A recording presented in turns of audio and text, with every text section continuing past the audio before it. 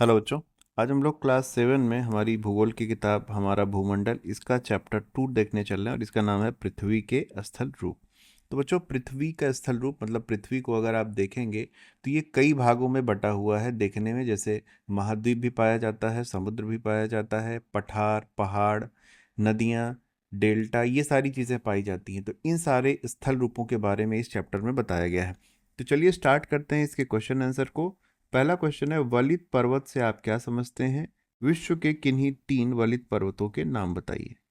बच्चों, यहाँ पे वलित या मोड़दार पर्वत दिखाए गए हैं। यहाँ पे देखिए, जब पृथ्वी के अंदर आंतरिक शक्तियों के कारण जमीन पर मोड़ पड़ता है तो इसकी वजह से कुछ पार्ट ऊपर उठ जाता है और कुछ पार्ट नीचे चला जाता है।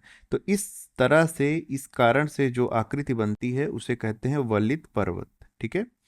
तो वलित पर्वत किसे कहते हैं आप जान सकते हैं, जब चट्टानों में पृथ्वी की आंतरिक शक्तियों के कारण मोड़ या वलन पड़ जाता है।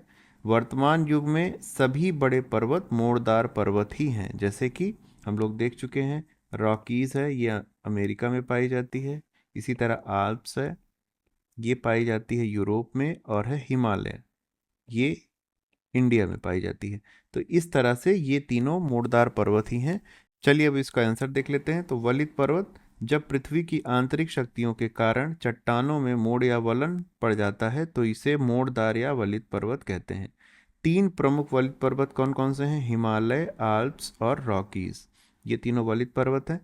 अगला है आपका क्वेश्चन, ज्वालामुखी किसे कहते हैं? ज्वालामुखी पर्वत कैसे बनते हैं? तो चलिए इसका उत्तर देखते हैं। ज्वालामुखी भूपर्पटी पर एक मुख्य या खुला द्वार होता है जिसके रास्ते से मैग्मा या लावा पृथ्वी के धरातल पर आता है।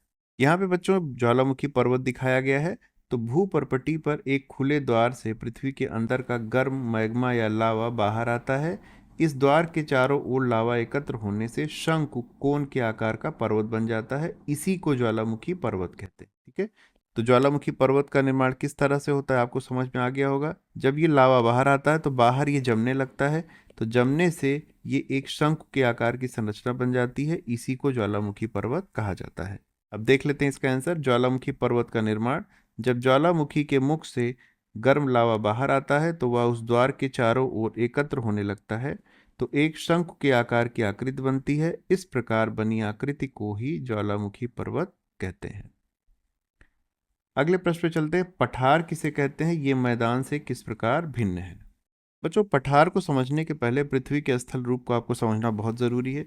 देखिए, अगर इनको ऊंचाई के क्रम में देखा जाए तो सबसे ऊपर जो आते हैं उन्हें कहा जाता है पर्वत।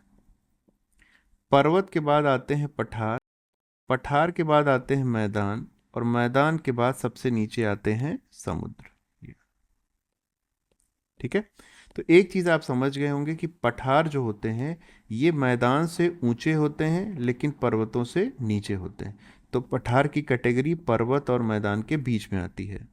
अब हम इसका आंसर देखते हैं। तो पठार पृथ्वी पर अपेक्षाकृत ऊंचे तथा चौरस फ्लैट टॉप्ड स्थलरूप पठार कहलाते हैं। इनके किनारे खड़े ढाल वाले होते हैं। मैदानों से किस प्रकार भिन्न होते हैं? तो मैदान प्रायः भूपटल पर समतल किंतु निचले स्थल रूप होते हैं, जबकि पठार पर्वतों से कम ऊंचे लेकिन मैदानों की तुलना में ऊंचे होते हैं। पठार का शीर्ष भाग सपाट होता है लेकिन वह धरातल से काफी ऊंचा उठा हुआ होता है। तो इस प्रकार से हम लोग पठार के बारे में जान चुके हैं। आगे हम लोग देखते हैं, महाद्वीप और महासागर किस श्रेणी के उच्चावच हैं?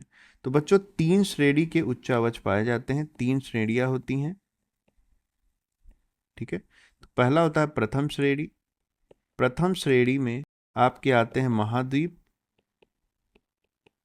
और महासागर। ठीक है। फिर आता है द्वितीय श्रेणी।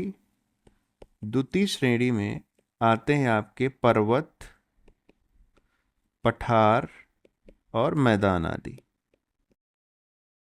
और तृतीय श्रेणी में आते हैं आपके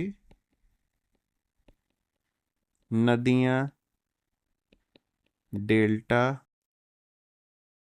झीलें, इस प्रकार की चीजें आपकी तृतीय श्रेणी के उच्चावचों में आते हैं। तो चलिए इसका आंसर देख लेते हैं। तो महाद्वीप और महासागर किस श्रेणी के उच्चावच है? तो महाद्वीप और महासागर बेसिन प्रथम श्रेणी के उच्चावच होते हैं। अगला है, आपको रिक्त स्थानों की पूर्ति करनी थी। तो पर्वत, पठार और मैदान पृथ्वी पर द्वितीय श्रेणी के उच्चावच हैं। ठीक है, मैंने अभी बताया प्रथम श्रेणी में आते हैं महाद्वीप और महासागर, द्वितीय श्रेणी में आते हैं पर्वत, पठार और मैदान। फिर भारत का एकमात्र सक्रिय ज्वालामुखी अंडमान निकोबार द्वीप समूह के बैरन द्वीप पर स्थित है। फिर अफ्रीका महाद्वीप का अधिकांश भाग पठारी है। अगला है, आपको यहाँ पे सही जोड़ा बनाना है।